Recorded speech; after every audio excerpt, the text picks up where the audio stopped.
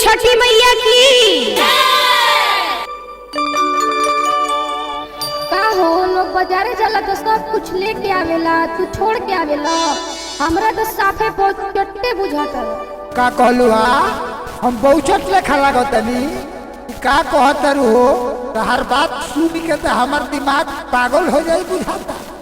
सुना बताओ तनी। अरे सुनाओ करे जा। कवन बजरिया बजर कोइला हो तू भुलाई गइल रजऊ। कवन बजरिया बजर कोइला हो तू भुलाई गइल रजऊ। आधा लइल आधा छोला गागल लइल रजऊ। कवन बजरिया बजर कोइला हो तू भुला गइल रजऊ। कवन बजरिया बजर कोइला हो तू भुला गइल रजऊ। आखिर कैसे भुला के छोड़ के आ जाला? हमार बात सुनबू तो तारा आँख पे आंसू बहे लगी। तो बोलो काहे ना लगला बोलो। तोहरा का बुझाता हम तोहरा खातिर सब कुछ ना ले आए। अच्छा सब कमाके का कइले बड़ो? ना हमार गलती ना तोहार गलती, गलती समय की बात। Music by Rajesh Yadav. बात बोलेनी तो मुहे ना लगावेला, मुहे ना लगावेला, मुहे ना लगावेला। जाके बेदिया ना रजऊ बनावेला, जाके बेदिया ना रजऊ बनावेला, जाके बेदिया ना रजऊ बनावेला।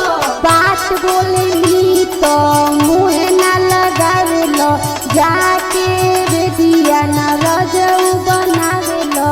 कवन मास्टरवा पढ़वलस हो, कवन मास्टरवा पढ़वलस हो, काहे उखना लइल रजऊ।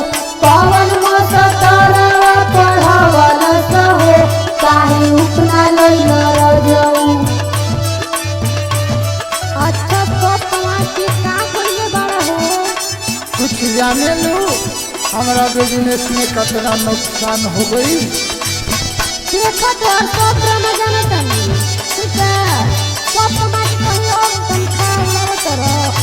जीवन खेला खेला करू सब पता बा खेला खेला आगे तुमके काम दे दिया।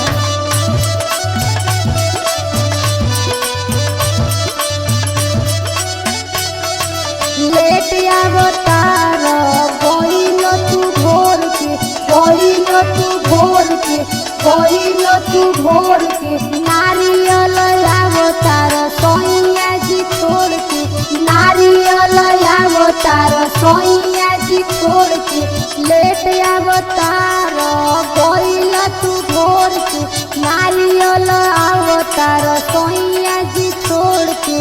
अगुआ तो हमके फसवलस हो, अगुआ तो हमके फसवलस हो, खाली आई गइल रजऊ। अगुआ तो हमके फसवलस हो, खाली आई गइल रजऊ। काहे शरम